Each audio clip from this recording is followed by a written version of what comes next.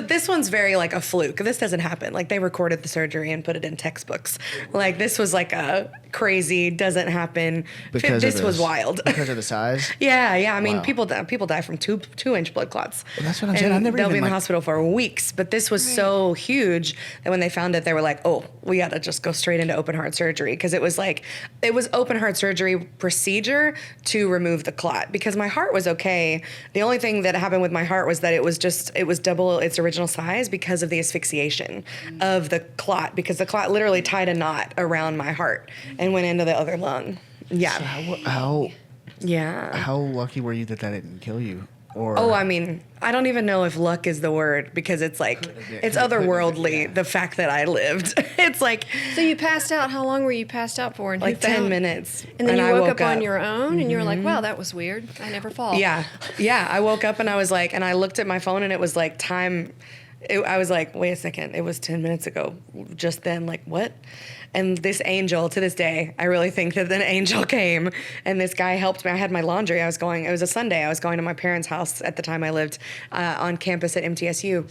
And I had my laundry. And like, so when I passed out, laundry just flew everywhere. So this sweet man is picking up all my underwear off of the ground and like putting it, and he gets me in my car, turns the car on and gets the air blowing, which like put me in a space where I could talk because I just couldn't breathe. And then I was able to call my parents and they came and then that he vanished. So I don't know, but it's crazy. Yeah. So yeah, it was definitely it wasn't my time. I wasn't supposed to go yet, but I mean, Did you know when you woke up? I mean, did you feel like this is strange, or did you wake up and go, I'm still having a hard time breathing? Something's definitely... Oh, yeah, I knew something was wrong. I was like, not okay. I knew that I was I would panic. I knew I was on death's door. And I didn't know what was happening or why, but yeah, and so that's why when we got to the hospital, my mom and my dad and my sister were all there, and I could see them like kind of through the crack of the like curtain or whatever, and I was just kind of like, at this point I was more regulated. Like I could breathe, they gave me some medicine. I was like, it's okay. Like my brain, I was there, you know? Yeah. So I'm just watching them, and then I just see them all go, and they all start crying, and I was like, what's happening? Well, something's going on. And then they came in and they were like, okay, well, the worst case scenario I described that it might be, that's what it is. And we're going to go to Vanderbilt. We're going to get a helicopter. We're going to go to Vanderbilt. And I was like, okay. And the weather was really bad, so we ended up doing an ambulance because of the weather. But yeah, I went straight in and How long was the surgery? It was 5 hours. Oh, that's not long. It's not really? long, all things considered. But yeah, I woke up and from the surgery and was on a heart and lung machine and all that stuff. How long were you in ICU? It was about 7 days. Okay. So you were I'm trying to get a chronological. You were in college. Yeah. Because you said you were in I was 20. 20. Wow. Yeah. September 1st, 2013. That's crazy. That's very, so yeah. Last week we talked to Odie, who was talking about his liver transplant. So what comes to mind is like, I mean, how it sounds like a dumb question, but how scary was that? Like how did you move forward? Yeah. Like knowing that you had just faced that? I mean, yeah, the mortality of it, like. He was talking too about how he had to relearn things, which I found different because I was thinking, why do you have to relearn? I was thinking with the brain, yeah, for sure. So did that happen to you? Those are like two completely different things. Yeah. I think like my situation is like totally opposite end of the spectrum. Like in my mind, they're not even like they're close. not. They're not. Not they're even not. close. But I mean, did you have physical therapy afterwards? I guess Well, the thing about mine was what made it different is like it was open heart surgery procedure to remove the thing. So once the thing was removed, the symptoms vanished. Okay. So it was procedure to, well, no, it wasn't good. I had to recover from the surgery, and I still had a clot from my ankle to my groin. So there was like a good week and a half where I just couldn't walk. I had to be in a wheelchair. To this day, I don't know why. It was like something was happening where I could not walk. I don't know. I just had no feeling in my legs for a while. That was terrifying because right away didn't know how long that was going to last. And then one day I woke up and they were back, and I was like, okay, welcome. Okay. How big was the clot that was in your leg? And what did they do about it? Ankle to groin. It was all the way. It was It was all one clot. Did they do I anything? had to do, oh gosh, what was it called? You're getting bombarded with questions. I don't We're remember. just like, I haven't thought about this in so long. It's okay. I mean, I know people are always curious, and I don't talk about it that often, not for any reason other than like, it just doesn't well, I come just up. don't know the details. Yeah, And I'm but like, I was what? on. I want to say it was live with. No, that's it. Doesn't. I don't know what the pill, what it was called. But there are these like high-powered blood thinner shots that you can take. Like, and so every night I would have to do a shot in my stomach from these super high-powered blood thinners. I had to go get my like the coagulation of my blood tested like every other day.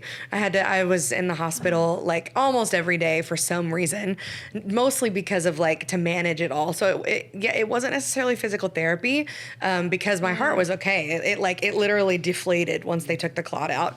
Everything was fine.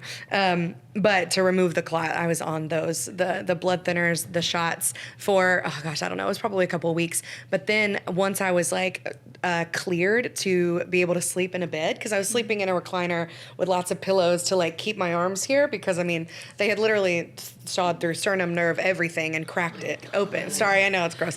We're gonna have to put a warning. Wow. But anyway, so I was mostly recovering from that. But then the first day where they were like, okay, you can sleep in a bed. So I moved back home when I was recovering with my parents, of course. Obviously. And so mom, like we put all these pillows up and like, okay, I'm good. Oh, I get to sleep in a bed. And I woke up and it had split open. So like, that's why it looks different. Like if you look at the top, it has like almost like a teardrop. And then at the bottom, it like opens up a little bit as well. That's because it split open on While you were sleeping? I woke up and there's like, it was a time. Yeah, so that happened, and that's like Why? Why did it? well, it's because I guess I moved some way and it just like stretched it and ripped it, because it's like there weren't staples, they use glue now, so it was this glue that held it together, and it just Why it all didn't they came out. stitch it? Are you I don't kidding know. me? I don't have the answers. They just glue. Yeah. So which apparently works, and I guess I It was does. moving around in my sleep or something. It does Woke for a up- small, area, I don't but know. good God. Yeah. So, of course, we went straight to the hospital, because it was like, that was the scariest thing, because like, I mean, you can get staph. So, I mean, this is a very, very deep wound. So like, I could have gotten staph like that. And so I had to go to wound care every day for like 6 months. I was at the hospital every single day, and they would clean it and rebandage it. And like, we were just And you were really... still doing the blood thinner on it as well. Yeah, So I you was have on to, blood thinners like- for a couple years. Yeah. So you had to be careful not to cut yourself or anything as well. Yeah, 'Cause- and I was on blood thinners for a couple years, and turns out, that's because they did all this testing, because they're like, okay, that was like a crazy clot, like maybe there's a disorder called factor 5, like she could have factor 5, like blah blah. And they did all this testing, and everything came back normal. Everything was perfect, and it turns out that I was diagnosed with polycystic ovarian syndrome whenever I was 14. So from 14 to 20, I was on birth control. They just, because at the time, I feel like now there's a lot more education around it, but at the time it was like, oh yeah, polycystic ovarian syndrome, here, just take birth control. There was Okay, what is that? for Polycystic people that ovarian don't know? syndrome. It's a hormonal syndrome where you have cysts on your ovaries. Right. It affects your hormones. For mine, I have insulin resistance. So it's like the insulin that comes into your body whenever we eat food, it normally would go to your energy cells. And the insulin resistance, it's like it takes the key away from those energy cells, and the insulin goes straight to your fat cells. So it's a lot easier for people with insulin resistant and polycystic ovarian syndrome to gain weight at a more rapid rate. So that's why I've always lived in a bigger body. Does it have anything to do with fertility? Like, It can affect I never had any issues with that, but I know that like by and large, yes, it definitely affects that. Yeah. My mom and sisters both have intercystitis. It's very similar. It sounds like almost exactly. It's like under the same umbrella. Yeah, where they with the cyst on the ovarian on the ovary, and then also they both have. I'm blanking on it now. but it's the same type of thing. No, it's oh my gosh. Endometriosis? Yes, endometriosis. Yeah, Yeah, they both have endometriosis. Yeah. And like my sister was talking about possibly having to freeze her eggs at like 18. Because Oh, wow. of the fertility Yeah. factor. Yeah, luckily my issues were never with the fertility. It was always just the insulin resistance piece of it. But so anyway, I was on birth control at a very young age, every single day for 6 years. One of the biggest side effects of birth control is blood clots. So the blood clot was from the birth control that I was on, which obviously that sucks, but it was a blessing that like these things happened because of outside forces, like not because of like something in my own body. So like by the time the clot was removed, I was on the blood thinners, the clot in the leg had reduced enough to where it was just a little bit. And so now it's just like scar tissue that's there. It's not an actual active clot. And then after that, the recovery started, and it was just like, it wasn't like a long-term condition that I had to like keep up with. It was like, that happened. We got rid of everything. I got off the birth control, we took out the clot, and now it's just like, okay, now we rebuild it all. But what about, are you nervous ever that will happen again? Like, did they say...